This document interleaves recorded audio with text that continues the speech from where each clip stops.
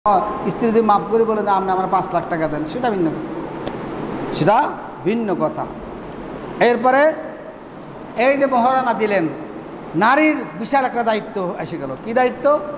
নারীর দায়িত্ব হলো স্বামীর সংসারকে সুন্দর করে গুছিয়ে রাখা, স্বামীর সাথে কি না করা, বেঈমানি না করা, বিশ্বাসঘাতকতা না করা, স্বামীর অগোচরে স্ত্রী তার ইজ্জত সম্মানকে পরিপূর্ণভাবে হেফাজত করবে, স্বামীর অগোচরে স্বামীর অর্থ সম্পদকে কি করবে, সে হেফাজত করবে।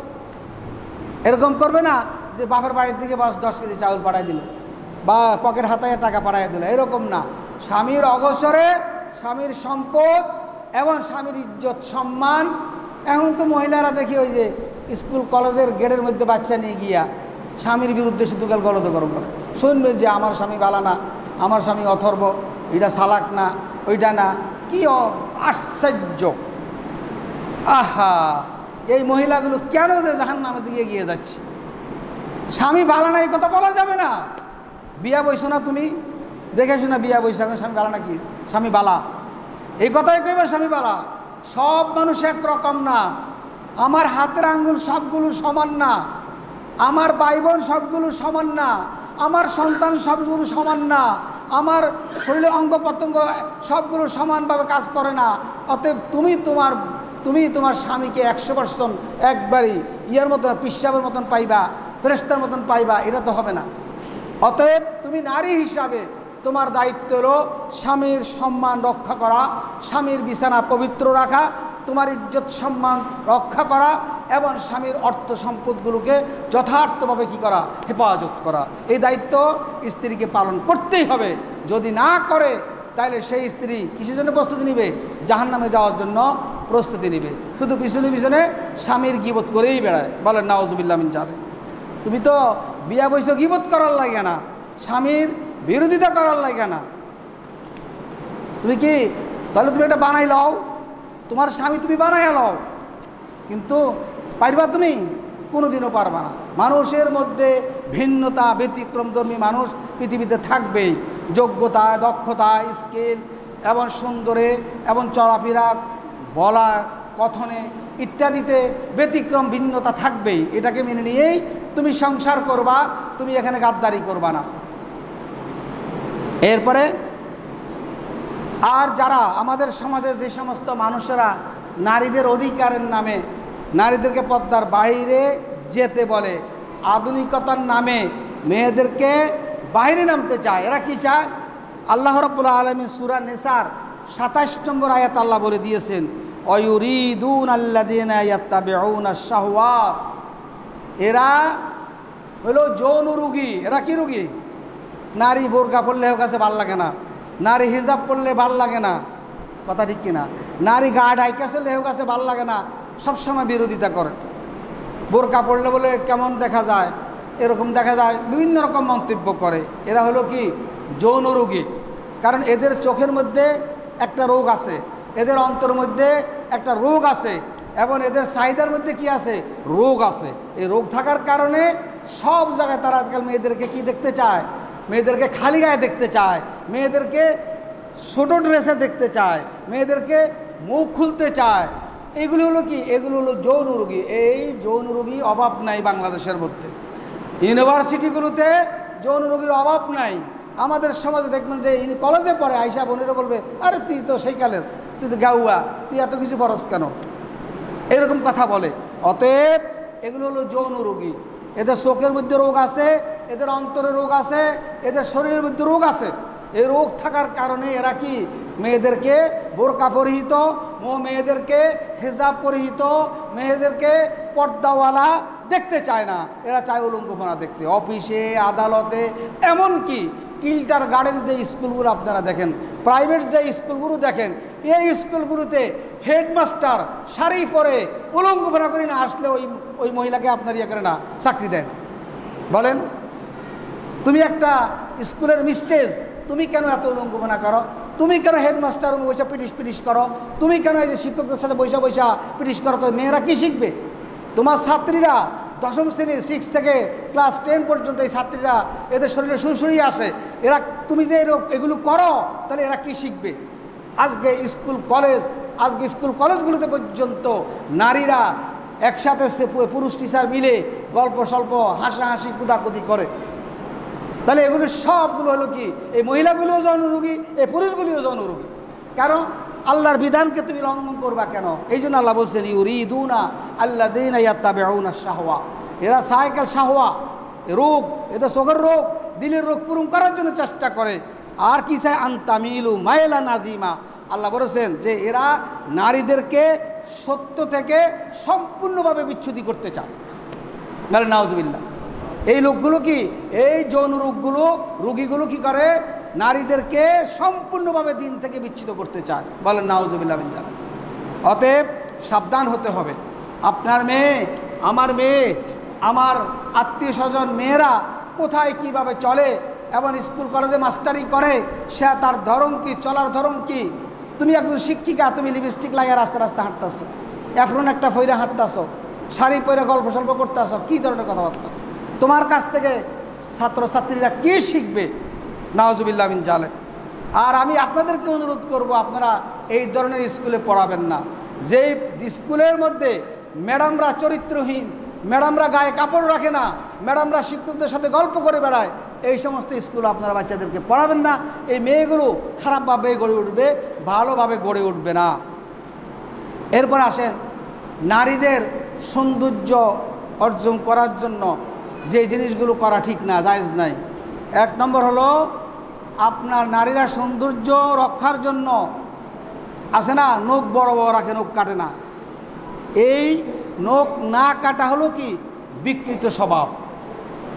যে সমস্ত নারীরা নখ কাটে না, নখকে বড় বড় করে রাখে, এটা হলো কি বিকৃত স্বভাবের, বিকৃত মস্তিষ্কের লোক মহিলা। আর যারা নখ কাটে তারা কি, তারা হলো ইসলামের সৌন্দর্য। নখ কাটাটাই ইসলামের সৌন্দর্য।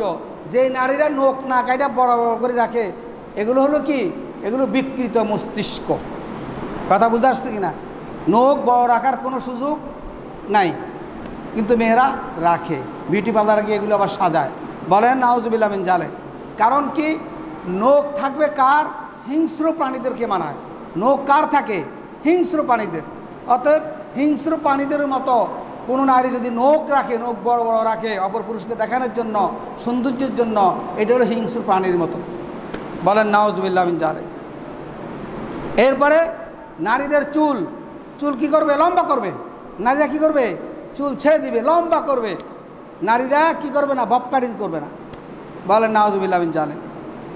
অসুস্থ হওয়া ছাড়া, অসুস্থ ডাক্তারের পরামর্শ ছাড়া কোনো মহিলা মাথা মুন্ডানো জায়েজ নেই, হারাম। নারীদের মাথা মুন্ডানো হারাম। এবং নারীদের চুল ছোট করে ওই যে ইহুদি খ্রিস্টানদের মতন আপনার করা, ওই যে হিলারি ক্লিন্টনের মতন কায়দা ছোটোখাটো করা, এটা কি নারীদের জন্য জায়েজ নাই। কথা বুঝা আসছে? এটা বলে দিবেন। মেয়েরা যেন চুল না কাটে। বলে চুল কাটবে কেন? চুল হলো সৌন্দর্য। আল্লাহ নারীদের চুল বড় দিয়েছেন, আমাদের চুলটা তো বড় দেন নাই। ওদের চুল বড় দিয়েছে, এটা তাদের সৌন্দর্যের জন্য। কিন্তু তারা যখন ইহুদিদের অনুসরণ করে, খ্রিস্টানদের মেয়েদেরকে অনুসরণ করে, তখন তারা কি করে? এই চুলগুলো কাটে। এটা জায়েজ নাই। এটা হলো ইহুদি এবং খ্রিস্টানদের চরিত্র। অতএব নারীরা চুল কাটবে না এবং মুন্ডানো সম্পূর্ণ হারাম। এরপরে নারীরা কি করবে? চুলটা কি করবে? এখানে গায়ের মধ্যে গোল করে রাখবে না, বরং কি করবে? নারীরা চুলকে বেনি বাঁধি রাখবে। কি করবে? বেনি বাঁধবে। বেনি বাঁধে নিচের দিকে ছেড়ে দিবে। নারীদের চুল বাঁধার সিস্টেমটা কি? শরিয়া সিস্টেম হলো বেনি বাঁধা নিচের দিকে ছেড়ে দিবে। কথা বুঝে আসছে? আবার এখানে সবগুলো চুল এখানে গাঢ়টাকে গাঢ় দেখানোর লাইগা বিউটি পার্লারে গিয়া এখানে সব জমাই কইরা এখানে এই সব খালি। এটা জায়েজ নাই। এটা জায়েজ আছে? এটা জায়েজ নাই। এরপরে কি করা? মাথার উপরে স্তূপ করে রাখা। বিউটি পার্লারে গেলে নারীদের চুলগুলো নিজের থেকে উঠে মাথার উপরে সব ছিটাইয়া একবার উঁচা করে বাঁধা দেয়, আর এই পর্যন্ত সব খালি। এটা জায়েজ নাই। এগুলি বিউটি পার্লার করে, এটা সম্পূর্ণ হারাম। এটা কি নাই? বিউটি পার্লার গিয়ে এইভাবে চুল, সমস্ত চুলকে মাথার উপর উঠাইয়া বাঁধা, এটা শরীয়ত সম্মত নয়, এটা নাজায়েজ কাজ। কারণ এই কাজটা করে কারা? কাফের মুশরিক মেয়েরা। এরা এই সামঞ্জস্য কাদের সাথে? কাফের মুশরিকদের সাথে। অতএব মেয়েদের চুল বিউটি পার্লারে গিয়ে মাথার উপরে এই যে নিচের থেকে উঠাইয়া এখানে উঁচু করে বাঁধা, এটা জায়েজ নাই। রাসূল সাল্লাল্লাহু আলাইহি ওয়াসাল্লাম ইরশাদ করেছেন যে 2 প্রকার জাহান্নামী আছে যাদেরকে আমি এখনও দেখি নাই।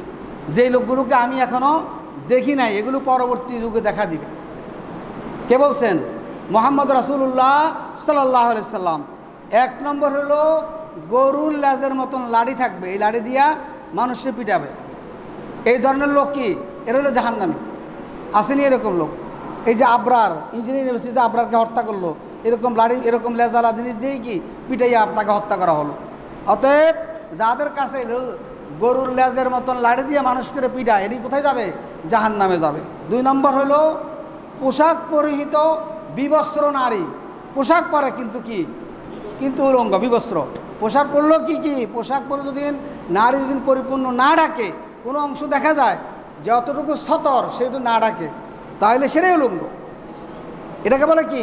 পোশাক পরে উলঙ্গ মানে কি? অর্থাৎ সতরটা যে পরিমাণ ঢাকা দরকার ছিল শরীর মোতাবেক সেই পরিমাণ ডাকে না, এই নারী কোথায় যাবে? জাহান্নামে যাবে। পোশাক পরেও যেই নারী উলঙ্গ সেই নারী জাহান্নামে যাবে। এবং তার আরেকটা অবস্থা কি? সে তার চুলগুলোকে বিউটি পার্লারে গিয়ে উপরের মধ্যে কি ওটের কুজুর মতন উঁচা করে রাখে, ওটের কুজুর মতন মাথায় উঁচা করে রাখে। এই নারী কোথায় যাবে? জাহান্নামে যাবে। এদেরকে রাসূল থাকতে দেখেন নাই, রাসূল বর্ণনা করে গেছেন। এবং রাসূল সাল্লাল্লাহু আলাইহি ওয়াসাল্লাম বলে গেছেন এই 2 রকম লোক লা ইয়াদখুলনাল জান্নাতা, এরা জান্নাতে প্রবেশ করবে না। ওয়ালা ইয়াজিদনা রিহাহা, এরা জান্নাতের সুঘ্রাণও পাবে না। লা ইউজাদু মিন মাসিরাতিন কাযা ওয়া কাযা, যদিও জান্নাতের ঘ্রাণ অনেক হাজার হাজারের দূর থেকে পাওয়া যাবে, কিন্তু এরা কিন্তু জান্নাতের সুঘ্রাণও কি পাবে না। বলেন নাউজুবিল্লাহ মিন জালিক। অতএব আপনার এই যে আমরা আজকে নারীরা কি করে বিউটি পার্লারে গিয়ে বিবাহের অনুষ্ঠানে দেখেন যে 80% নারী এইভাবে চুলকে উঁচুর দিকে ভাঙ্গা বিউটি পার্লার থেকে সাইজা আসে। এটি সম্পূর্ণ হারাম, সম্পূর্ণ নাজায়েজ। যারা এই কাজ করে তারা, রাসূল বলে গেছেন, তারা জাহান্নামে যাবে এবং জান্নাতের সুগন্ধিও তারা পাবে না। এরপরে আসেন পরচুলা লাগানো। চুল যা আছে আরও বাড়ায় দেখানোর জন্য অন্যের চুল আনি কি এটা বেচা কিনা হয়। এটা কি লাগাইয়া চুল বেশি দেখানো, এটা জায়েজ নাই। পরচুলা লাগানো কি জায়েজ নাই, এটা হারাম।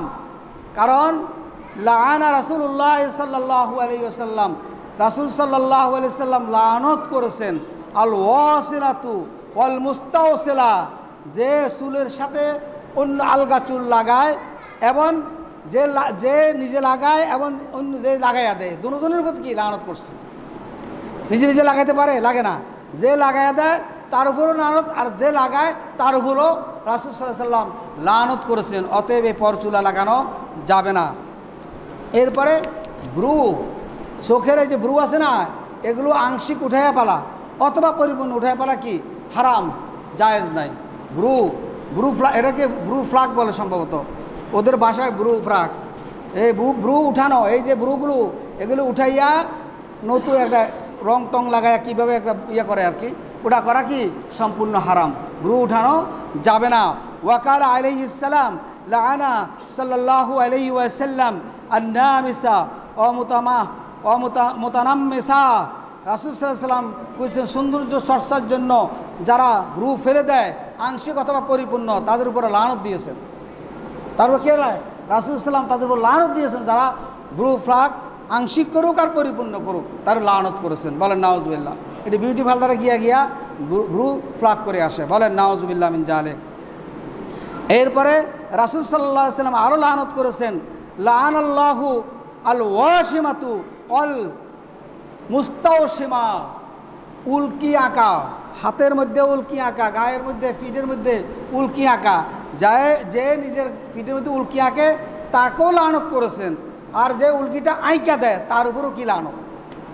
কি আল ওয়াসিমাতু অল মুস্তাওসিমাত, যে উল্কি আইকা দেয় তার উপরও লানত, আর যে উল্কি লাগায় সেও কি তার উপরও লানত। অতএব শরীরের মধ্যে কোনো রকম উল্কি আঁকা এটা কোনো প্রকারে কি নাই, জায়েজ নাই। কিন্তু নাউজুবিল্লাহ মিন জালেক, ধানমন্ডি লেকে যাইবেন, দেখবেন যে ছেলেরা এই যে রঙের পোল্টাপাল্টি লইয়া বসে রয়েছে উল্কি আঁকি দেওয়ার জন্য, বলে নাউজুবিল্লাহ মিন জালেক, আস্তাগফিরুল্লাহ আস্তাগফিরুল্লাহ। এরপরে রাসূল সাল্লাল্লাহু আলাইহি ওয়াসাল্লাম আরও বলছেন যে ওয়ান্নামিসা অল মুতামান্নিসা, কৃত্রিম চুল লাগানো, যিনি লাগাই দেয় তার উপরও কি লানত, আর কি আর যে লাগাই দিয়েছেও তার উপরও লানত। অল মুতাফাল্লিজাতু লিল হুসনি আল মুগায়্যিরাতিন খালকিল্লাহ, আল্লাহর সৃষ্টিকে কি পরিবর্তন করার জন্য যে সৌন্দর্যের জন্য দাঁত ফাঁকা করে, দাঁত কি করে, ফাঁকা করে।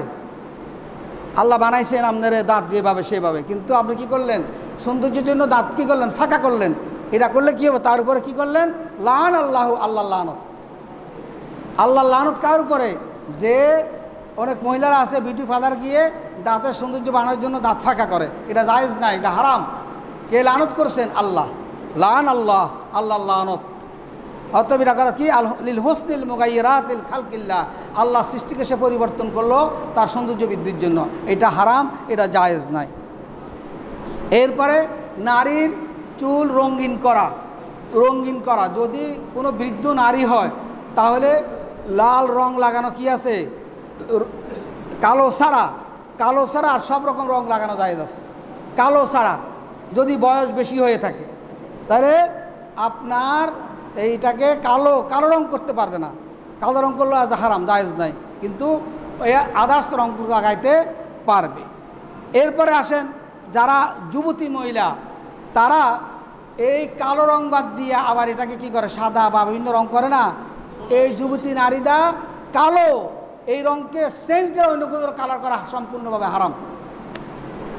করে কি না, করে, অনেক মেয়েরা করে যে নিজের ওই যে বিউটি পার্লারে গিয়া নিজের কালো চুলকে ভিন্ন রকম আপনার করে নিয়ে আসে, এটা সম্পূর্ণ কি হারাম। কোনো যুবতী নারী তার চুলকে কি করতে পারে না, কোনো ভিন্ন রকম কালোই থাকবে, কালোই সৌন্দর্য। আল্লাহ নারীদের সৌন্দর্য রাখছেন কালো চুলের মধ্যে, সেটাকে অন্য কোনো কালার করা কি নাই, জায়েজ নাই। আর বয়স্করা যাকে পেকে গেছে তারা কিন্তু কালো ছাড়া অন্য রং করতে পারবে। এরপরে নখ পালিশ, নখের মধ্যে মেহেদি লাগাইতে পারবে, কোনো অসুবিধা নাই, কিন্তু যেটা ভারী জিনিস নখ পালিশ যেটাকে বলি, এটা লাগানো নিষেধ। এটা লাগাইলে তার অজু হবে না, অজু না হলে নামাজ হবে না। অতএব নখ পালিশ ঘরে রাখবেন না, সব আজকে গিয়ে শোকেস থেকে ফালাইয়া দিবেন, যে সবগুলো মানুষের নামাজ নষ্ট হয়ে যাবে। আপনার পয়সা দিয়ে আরেকজনের নামাজ নষ্ট করার কি প্রয়োজন আছে। অতএব নখ পালিশ লাগাইতে পারবে না, কিন্তু মেহেদি লাগাইতে পারবে নখের মধ্যে।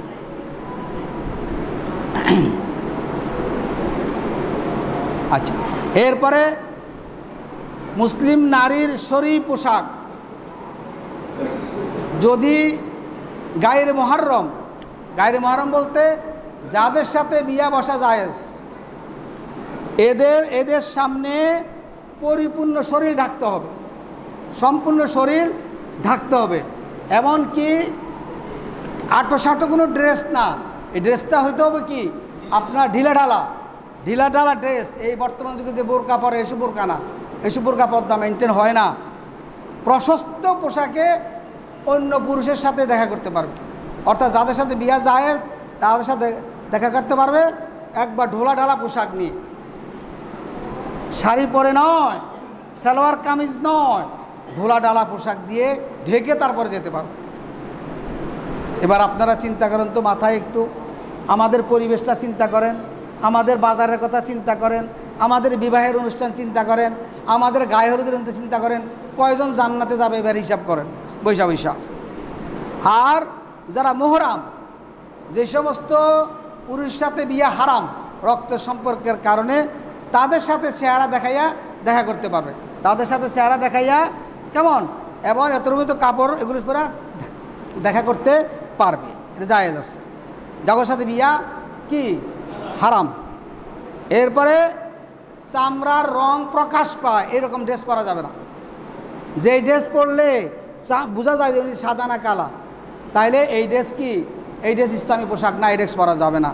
এরপরে সংকীর্ণ পোশাক, যেই পোশাক পরলে শরীরের অঙ্গসমূহ কি অনুমান করা যায়, শরীরের দেহের অঙ্গসমূহকে অনুমান করা যায়, এই ধরনের ড্রেস পরা কি মুসলিম নারীদের জন্য হারাম। যেই ড্রেসটা পরলে মুসলিম নারীদের কি শরীরের অঙ্গ প্রত্যঙ্গ মাপা যায়, এই ধরনের ড্রেস কি হারাম। অতএব বোরকার নামে ফ্যাশন করার কোনো সুযোগ নাই। বোরকা পরতে হলে কি ওই যে আবায়ার মতন একবারে বড় কিছু পরে আপনার পড়তে হবে। কথা বোঝা আসছে কি না? লম্বা, যেন শরীরের কোনো অবয়ব, শরীরের কোনো কিছু যেন অন্য পুরুষ যেন মাপতে না পারে, সেটা কেন আপনাকে বুঝতে হবে। এটা মা বোনদেরকে বলবেন, মা বোনদেরকে বলবেন। আর আপনারা হলেন স্বামী, আপনারা হলেন পুরুষ, আপনারা যেভাবে চালাবেন সেইভাবে চলবেন। আপনার ইমানি দায়িত্ব আছে। আপনার স্ত্রী যদি বেপরদাগিরি করে তাহলে আপনি হলেন দায়ুস।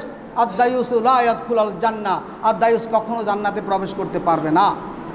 আপনি বাবা, আপনার মেয়েকে দিন আপনি যদি এইভাবে বেপরদা ছেড়ে দেন তাহলে আপনি দায়ুস, আর দায়ুস লা ইয়াদখুলুল জান্নাহ, দায়ুস, আপনি জান্নাতে যেতে পারবেন না এই মেয়ের কারণে, এই স্ত্রীর কারণে, অথবা আপনার বোন আপনার কাছে থাকে বোনের কারণে।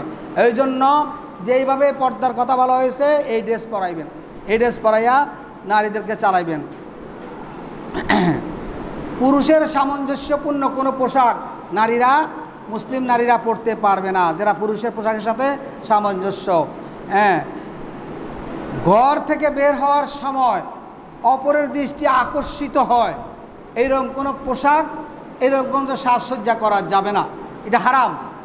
নারীরা বাইর হওয়ার সময় এমন কোনো সাজসজ্জা, এমন কোনো ড্রেস পরা যাবে না যে এই ড্রেসটা অন্যের চোখকে আকর্ষণ করে। যদি পরেন তাহলে আপনার পর্দা হলো না, আপনার পর্দা হলো না।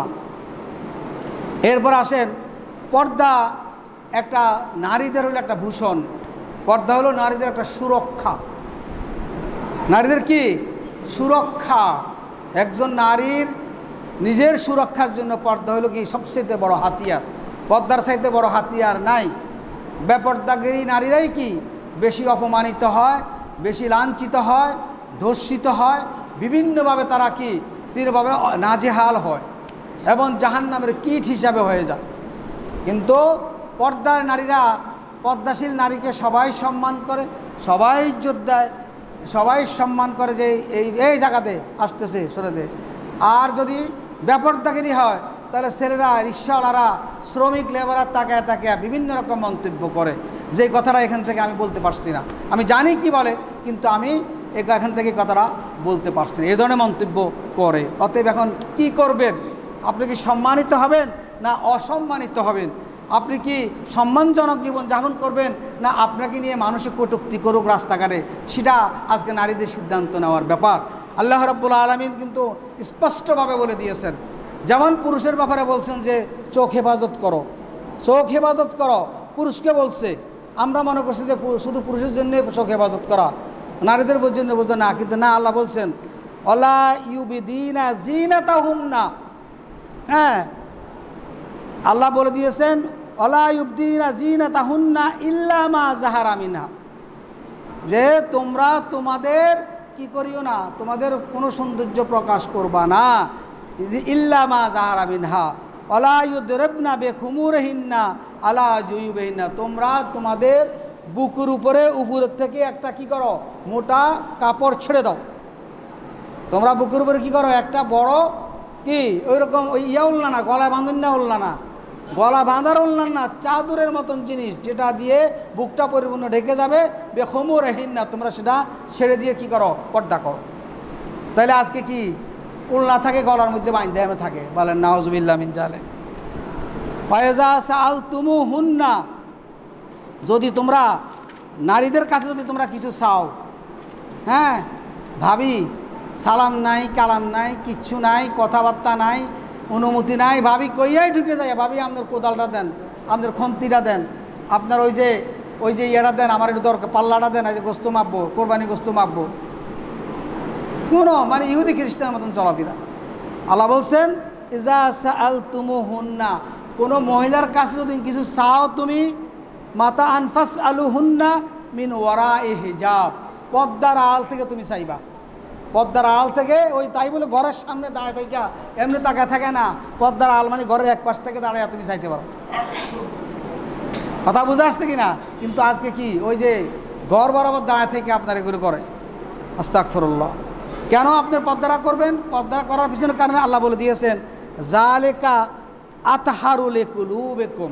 পর্দা করলে মনটা কি থাকে? স্বচ্ছ থাকে, সুন্দর থাকে, পবিত্র থাকে। আর পর্দা না করলে নমাজে দাঁড়াইলেও কি আসে? যার সাথে ব্যবস্থা করছেন তার চেহারা আপনার চোখের সামনে বেশি উঠে। দেখছেন? এটা কে জানে? আল্লাহ জানেন। আল্লাহ জানেন আমাদের অন্তরের খবর। এই জন্য আল্লাহ বলছে কি যে যালিকা আতহারু লিকুলুবিকুম, তোমাদের অন্তরের পবিত্রতার জন্যই পর্দার সিস্টেম। কারণ ওই মহিলাটা যদি মনে করে যে মানে আমার স্বামীর সাথে এই পুরুষটা অনেক সুন্দর, এই মহিলা সারাদিন নামাজের মধ্যেও কি এরা জপতে থাকবে। আর এই পুরুষটা যদি মনে করে যে মানে আমার বোধ থেকে অনেক সুন্দর, তাহলে এই পুরুষটাও কি করবে? নামাজের মধ্যেও তার এই চেহারাটা মনে করবে। এই জন্য আল্লাহ বলে দিয়েছেন আতহারু লিকুলুবিকুম, তোমাদের অন্তরের পবিত্রতার জন্য। আপনি যত বড় হুজুর হন, পীর সাহেব হন, মৌলভী সাহেব হন, আলেম হন, খতিব সাহেবের যত কিছুও হন, আপনি নারীর সাথে যদি আপনি কথা বলেন, সামনাসামনি দেখা হয়, তাহলে আপনার মনের মধ্যে কি শয়তানে কি করবে? আপনার অনেক কিছু উদ্ভাবন করে দিবেই। এই জন্য আল্লাহ বলে দিয়েছেন এই আয়াতটা কোনো আম মানুষের জন্য না, এই আয়াতটা হুজুরের জন্য সমান। এখন হুজুরা দেখি নারীদেরকে আবার ফুঁক দেয়, শুরু ঝাড়ে বলে, ঝাড়ে। যুবতী নারীদেরকে হুজুরে যাইয়া ঝাড়ে, মাথা হাত দেয়, আবার ফুঁক মারে। বলেন না একবার নাউজুবিল্লাহ মিন জালিক? এগুলি কি হুজুর না মুজুর? কোনটা? এটা কি জায়েজ আছে নি? হ্যাঁ, নাউজুবিল্লাহ মিন জালিক। যেখানে আল্লাহ বলছেন যে এটা হুজুরও না, মুজুরও না, আলেমও না, জালেমও না, সবার জন্য একাই, সবার জন্য এক বিধান। এটা শুধুমাত্র সাধারণ মানুষের জন্য না, হুজুরদের জন্য একই বিধান যে হুজুরও অন্য মানুষ যুবতী নারীকে ফুঁক দিবে, এটা জায়েজ নাই। সবার জন্য এক বিধান হলো কি আতহারু লিকুলুবিকুম অকুলুবিহিন্না। শুধু পুরুষের কথা বলে নাই, পুরুষের মন পাল্টিবে এই কথা বলে নাই, মহিলার কথাও বলছে অকুলুবিহিন্না। নারীদের অন্তরের পবিত্রতা এবং পুরুষের অন্তরের পবিত্রতার জন্যই কি পর্দা ফরজ। কথা বুঝে আসছে? এরপরে চোখের ব্যাপারে কি একইভাবে বলছেন যে পুরুষকে বলছেন চোখ হেফাজত করতে, নারীদেরকে বলছেন যে তোমরা কি নারীরাও কি করো? তোমাদের চক্ষুকে হেফাজত করো। উভয়কে একই হুকুম করেছেন। এরপরে নারীদের সালাত, নারীদের নামাজের যে ব্যতিক্রম দিকগুলো আছে সেটা হলো, দেখেন ওয়াকিমুস সালাতের মাধ্যমে তো নামাজ আমাদের সমাজের জন্য ফরজ হয়ে গেল। তারপরেও নারীদের জন্য আল্লাহ রাব্বুল আলামিন আলাদাভাবে কি বলছেন? সূরা আহজাবের 33 নম্বর আয়াত, ওয়া আকিমনাস সালাত, হে নারীরা তোমরা নামাজ কায়েম করো। ওয়া আতিনাজ যাকাত, হে নারীরা তোমরা যাকাত দাও। যাকাত কি শুধু পুরুষের উপরে?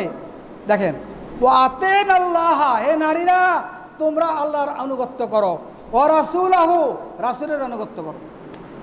তাহলে একই আদেশ, আমার এক আদেশের মাধ্যমে আমরা নারী পুরুষ সবাই হয়ে যাই। তারপরেও স্পেশালি নারীদের কথা উল্লেখ করা হয়েছে।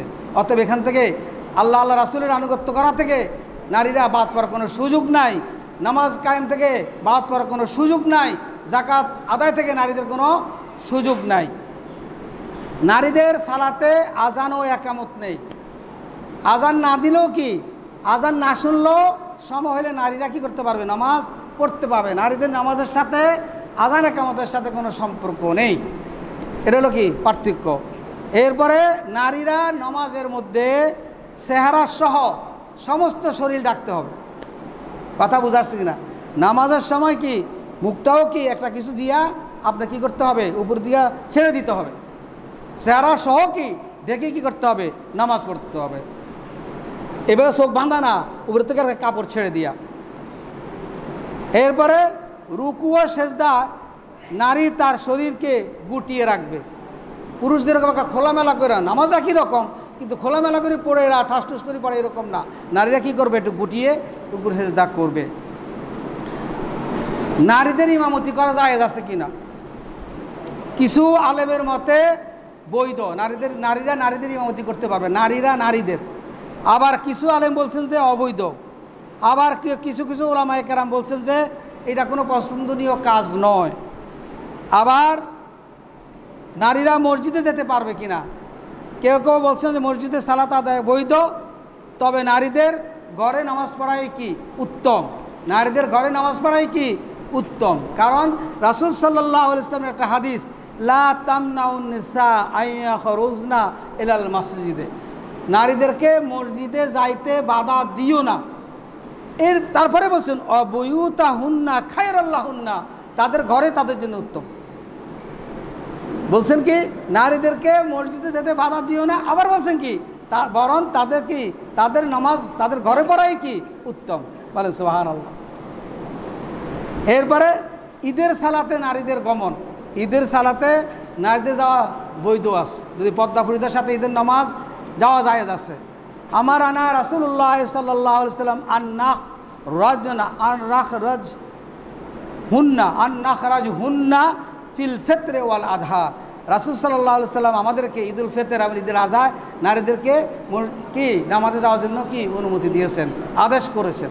অতএব ঈদের নামাজে নারীরা যেতে পারবে, ঈদের নামাজ নারীরা পড়তে পারবে যদি কোনো মসজিদে সেরকম পর্দা পর্দার ব্যবস্থাপনা থাকে। অন্যান্য নামাজে যাওয়াটা কি জরুরি না, বরং ঘরে পড়াই কি উত্তম। এরপরে নারীদের জানাজার নামাজে আছে কি না, মৃত নারীকে গোসল করাবে নারীরা, কোনো পুরুষ গোসল করাইতে পারবে না, নারীদের গোসল করাবে কে, নারীরা গোসল করাবে। তবে স্বামী নারীকে গোসল করাইতে পারবে, কারণ আলী রাদিয়াল্লাহু তাআলা আনহু ফাতেমা রাদিয়াল্লাহু তাআলা আনহাকে কী করছেন গোসল দিয়েছেন। আবার স্ত্রীও কি স্বামীকে গোসল করাইতে পারবেন। এছাড়া কি অন্য কোনো স্ত্রী মহিলা স্বামীকে পুরুষকে গোসল দিতে পারবেন না। স্ত্রী দিতে পারবেন কেন? আসমা বিনতে উমাইস রাদিয়াল্লাহু তাআলা আনহা নিজ স্বামী আবু বকর রাদিয়াল্লাহু তাআলা আনহুকে কি করছেন গোসল দিয়েছেন। বলেন সুবহানাল্লাহ। তাহলে বোঝা গেল স্বামী স্ত্রীকে, স্ত্রী স্বামীকে গোসল করা দিতে পারে। আর আমাদের সমাজের মধ্যে নিয়ম কি, খবরদার মরি গেছে গা তোর স্বামী আর নাই, এর দ্বারা কাজ দিতে পারবি না, এর চেহারাও দেখতে পারবি না। কথা বুঝে আসছে কিনা? এটা হলো একটা অবৈধ কথা, এটা হিন্দুদের কথা, এটা কোনো মুসলমানের কথা না। মরি গেছে এই জন্য স্বামীকে দেখতে পারবে না এমন কোনো কথা নাই, মরি গেছে স্ত্রীকে দেখতে পারবে না স্বামী এমন কোনো কথা হাদিস কোরআনে নাই। যেখানে গোসল করাইতে পারবে সেখানে দেখতে পারবে না, তা আর কিছু বলার আছে? যেখানে স্বামী স্ত্রীকে গোসল করাইতে পারবে, স্ত্রী স্বামীকে গোসল করাতে পারবে, এরপরে আর কোনো কথা আছে? তাহলে সমাজের মধ্যে আছে এই খবরদার তুই যাইস না, মা মা তোর স্বামী মরি গেছে তুই আর যাইস না, যাইতে পারবি না, ঠিক আছে, এ কথা বলা যাবে না। এরপরে নারীদেরকে 5টি সাদা কাফন দেওয়া মুস্তাহাব। মৃত নারীর চুলকে 3টি বেনি করে কি করবে ছেড়ে রাখবে, পিছনের দিকে ছেড়ে রাখবে। মৃত নারী গোসল করার সময় কি করবে চুলগুলোকে বেনি করে দিবে, এখানে বেঁধে দিবে না। এরপরে নারীদের জানাজা অংশগ্রহণ করা কি নিষেধ। উম্মে আতিয়া রাদিয়াল্লাহু তাআলা আনহা ক্বালা নাহাইনা আন ইত্তিবাইল জানাজা, রাসূলুল্লাহ সাল্লাল্লাহু আলাইহি ওয়াসাল্লাম আমাদেরকে জানাজা যাইতে নিষেধ করছেন। কি বললেন? উম্মে আতিয়া বললেন, আতিয়ার মা বললেন কি যে রাসূল করিম সাল্লাল্লাহু আলাইহি ওয়াসাল্লাম নারীদেরকে কি করছেন জানাজা যেতে নিষেধ করেছেন। কিন্তু ওই যে শাহবাগে একটা জানাজা হয়েছিল না, কি মনে আসেনি? সেই জানাজা কিন্তু নারী পুরুষ সবাই অংশগ্রহণ করছে। শাহবাগের কথা মনে আছে? শাহবাগের কথা আপনার মনে নাই? শাহবাগীদের কথা ভুলে গেছেন এত সকালে? এই নাস্তিকদের কথা তো তাড়াতাড়ি ভুলে গেলেন, এই ইসলাম বিদ্বেষীদের কথা ভুলে গেলেন, এই দেশদ্রোহী মানুষগুলোর কথা ভুলে গেলেন। ওরা কি না করছে এই বাংলাদেশের মধ্যে, সব আমাদের ধ্বংস করে দিল। নারীদের কবর জিয়ারত করা হারাম। আন্না রাসূলুল্লাহ সাল্লাল্লাহু আলাইহি ওয়াসাল্লাম লাআনা জাওয়ারাতিল কবর, নারীদের কবর জিয়ারত যদি যায় আল্লাহ রাসূল কি করেছেন? লাআনা মানে লানত করেছেন। যেই নারী কবর জিয়ারত দেয় সেই নারীর উপর কি লানত বর্ষণ করছে। রাসূল পাইন্না কুন্না তুতফিনাল হাই, নারীরা জীবিত পুরুষের সাথে কি করে ফিতনা করে, অতুজিনাল মাইয়াতা, আর মৃতদেরকে কষ্ট দেয়। কারণ কবর কাছে যাই কি করে বিলাপ শুরু করে দেয়। কবর কাছে ও ভাই ও আমার স্বামী রে সইলা গেছেন যে আমারে রাইখা রে, এই যে মাতাম, এটা জায়েজ আছে? এটা জায়েজ নাই, হারাম। মাতাম করা কি? মাতাম করা হারাম। লাইসা মিন্না মান লাতামাল খুদুদা ওয়া শাক্কাল জুয়ুবা ওয়া দাআ বিদাওয়াল জাহিলিয়াতা। রাসূল সাল্লাল্লাহু আলাইহি সাল্লাম বলছেন যে তার সে আমার উম্মত না, তার সাথে আমার সম্পর্ক নাই। যেই ব্যক্তি কি মান লাতামা, যেই ব্যক্তি গালের মধ্যে আঘাত করে, ভাই মরি গেছে, মা মরি গেছে, কি স্বামী মরি গেছে, এখন কি করে কান্দি কান্দি আর বিলাপ করে করে কি করে গালের মধ্যে আঘাত করে। ওয়াশাক্কাল জুয়ুবা, কাপড় ছিঁড়া ফেলায়। ওয়াদা বেদাওয়াল, চিল্লায়, জাহিলিয়াতের মতো কি করে চিল্লা চিল্লি করে। এদেরকে রাসূল কি করেছে? রাসূল বলছে এরা আমার উম্মত না। অতএব ভাই মারা যাক, বাপ মারা যাক, মা মারা যাক, আত্মীয়স্বজন যে কেউ মারা যাক, কোনো রকম বিলাপ করা এগুলো কি নাই, জায়েজ নাই।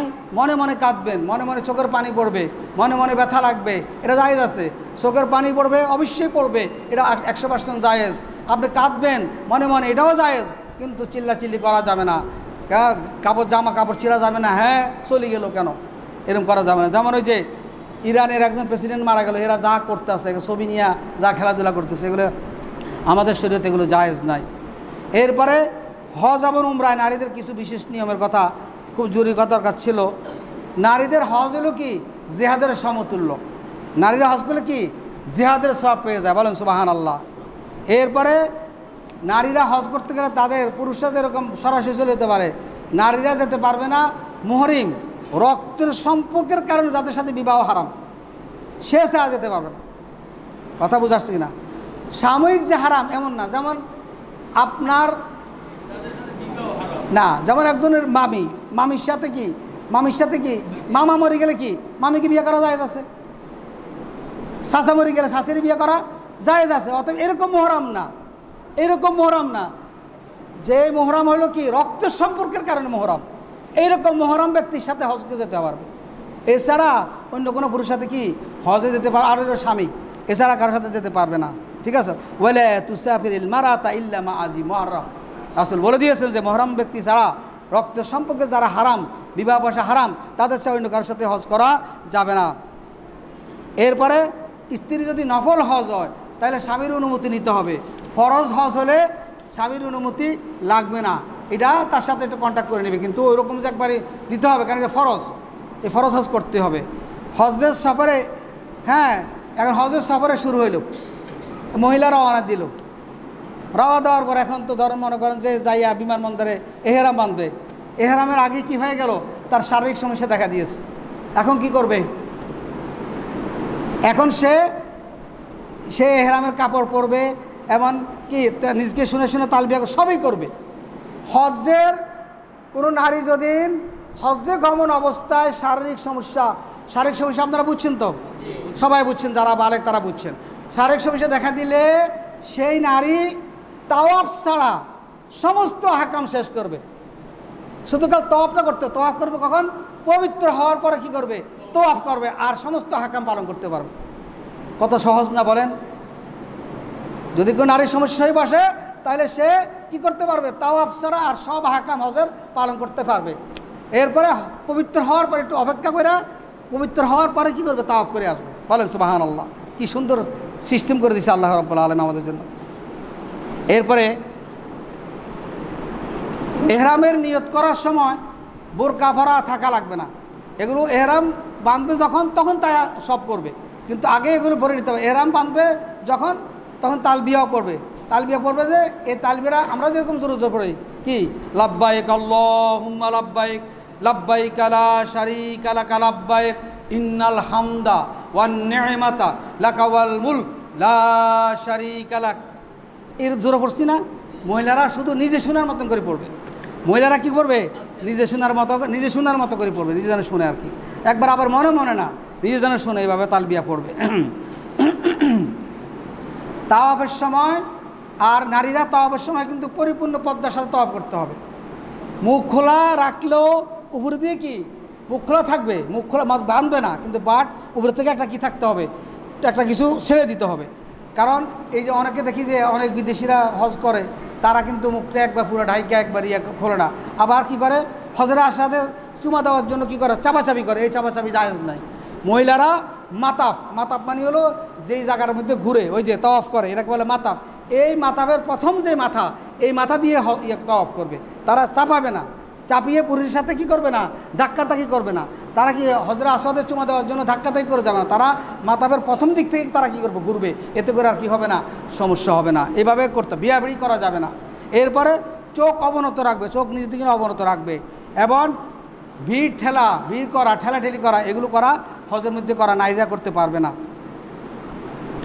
এরপরে নারীদের তাওয়াফ এবং সাই দুইটাই কি হাঁটা, দৌড়াদৌড়ি নেই কোনো, দৌড়ে তোয়াফও করতে পারবে না, দৌড়ে কি সাই করা যাবে না। সাই মানে কি, সাইয়ের মধ্যে ওই যে সবুজ বাতির সময় কি করে পুরুষরা দৌড়ে, এটা মহিলাদের জন্য জায়েজ নাই। মহিলারা কি ওখানেও কি হাঁটবে, তাওয়াফেও হাঁটবে এবং ওই সাই করার সময় কি হাঁটবে, দৌড়াদৌড়ি করা মহিলাদের জন্য প্রযোজ্য নয়।